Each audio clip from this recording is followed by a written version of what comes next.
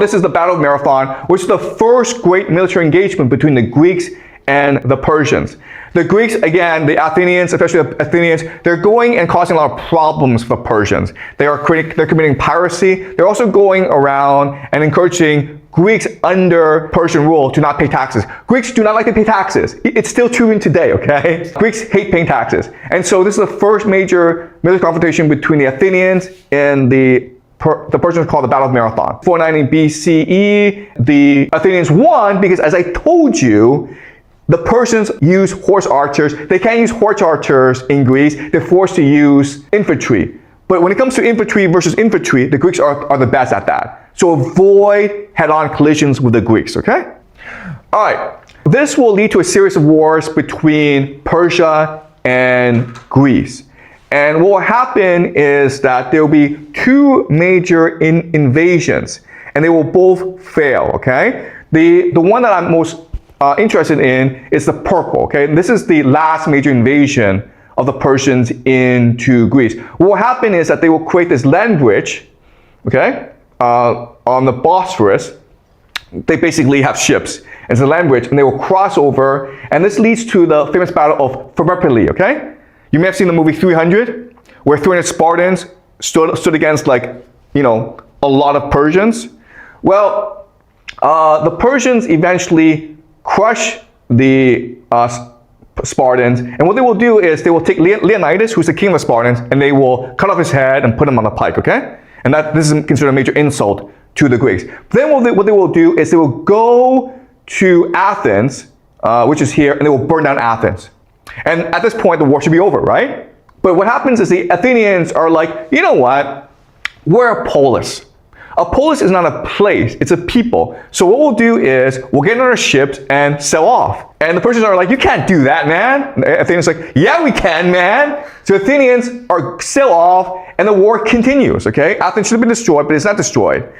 And at this point, the Persians have won the war. And all the Persians have to do is stay where they are and lend their navy, okay? They have a massive navy, into Sparta. Because Sparta has a weakness, right? Sparta has helots. So all they do is land in Sparta, and the helots will rise up against Sparta, and the war's over. Game over, okay? The problem with empires is they're lazy, stupid, and arrogant, okay? So Xerxes, who's leading this invasion, he thinks that, you know what? This strategy of winning a war for attrition is not honorable, because I want to go back and build a monument to myself. Okay? So I want to face the Greeks in a major confrontation. And this confrontation is called the Battle of Salamis. Okay? The Battle of Salamis. And where's Salamis? Yeah, right here, okay? And this is considered the greatest naval battle in human history because it forever changed the course of human history. Now, at this point, I keep on saying this, the war is over. You don't have to do anything. Just land troops into Sparta, the Peloponnese, and the helots will rise up and destroy the Spartans, and the war's over. You've conquered all of Greece. Do not risk your navy in a military confrontation. So of course, the Persians decide we're going to risk our navy. And so this leads to the Battle of Salamis, which again, forever changed the course of human history.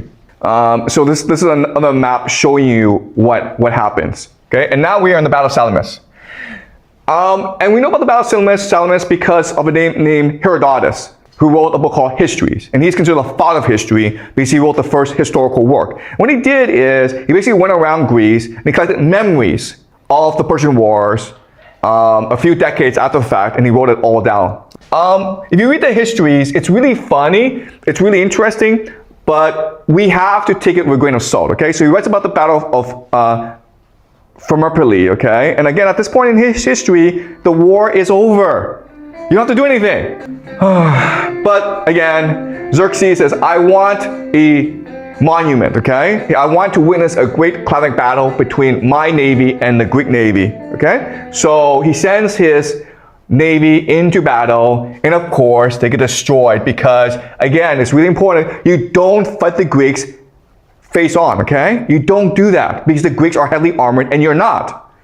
Okay, so this is a Greek trireme. Okay, so Greek trireme, the thing to recognize about is it's mainly soldiers. So they're really fast. They have some soldiers on top marines on top, okay? So they're really good at ramming you and destroying your ship.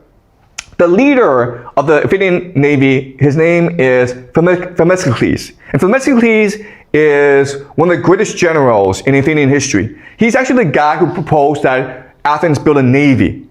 Athens discovered a silver mine, and they used all the silver to build their navy to prepare for the Persian invasion, okay? And it was Themistocles who led the Athenians against the Persians, okay? And this is what the battle looks like, okay? So you still have this massive Persian army converging against the Athenians.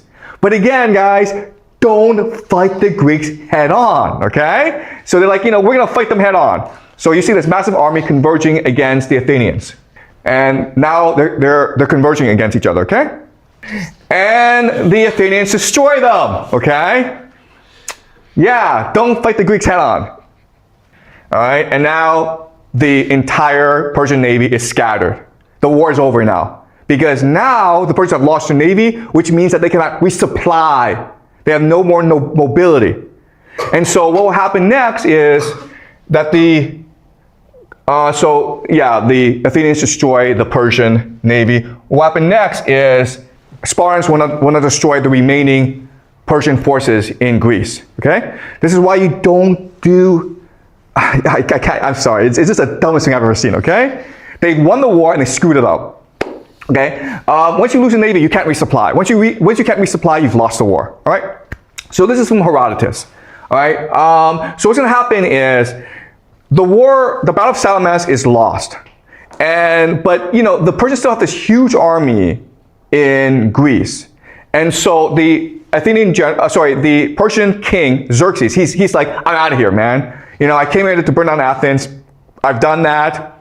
I'm gonna go home now, and I'm gonna let my general Mardonius take care of the Greeks. Okay, so Mardonius is like, I don't really want to fight these guys anymore. So Mardonius sends an envoy to the Athenians and said, you know what? The king of kings, Xerxes, says this. We're really sorry we burned down your city. Really sorry we burned down your temple. But we'll give you a lot of money. So please stop fighting us, okay? And this is what the envoy says to the Athenians. Okay, can you read, please? Why are you so mad as to levy war against the king? For neither can you get the better of him, nor can you resist him forever. You are acquainted with the multitude of Xerxes' army and their achievements. You have heard of the force that is even now with me, so that even if you should get the better of us and conquer, of which, however, you can have no hope if you think soberly, another much more numerous will come against you. Okay, so this is the idea of empire, right? Just mass organization and death. We are infinite in our resources. We are infinite in our wealth. We can just throw army after army after army against you. Athenians, you're like this small little city, okay? Give up already. And the Athenians respond with this, okay?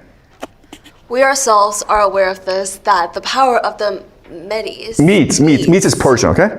Medes is far greater than ours, so that there was no need to insult us with that. But nevertheless, being ardent for liberty, we will defend ourselves in such manner as we are able. But do not you attempt to persuade us to come to terms with a barbarian, for we will not be persuaded. Go then and tell Mardonius that the Athenians say, so long as the sun shall continue in the same course as now, we will never make terms with Xerxes. But we will go out to oppose him, trusting in the gods who fight for us, and in the heroes whose temples and images he, holding them in no reverence, has burned. Okay, so these two passages show you the difference between empire and the borderlands, right? The empire is about mass organization, death. The borderlands, the Greeks, are about openness, energy, and cohesion, okay? The Athenians say to the Persians, we know you're bigger than us, we know you're stronger than us, but we believe in liberty. We believe in each other. We believe in our gods, and therefore we will fight you to the end, okay?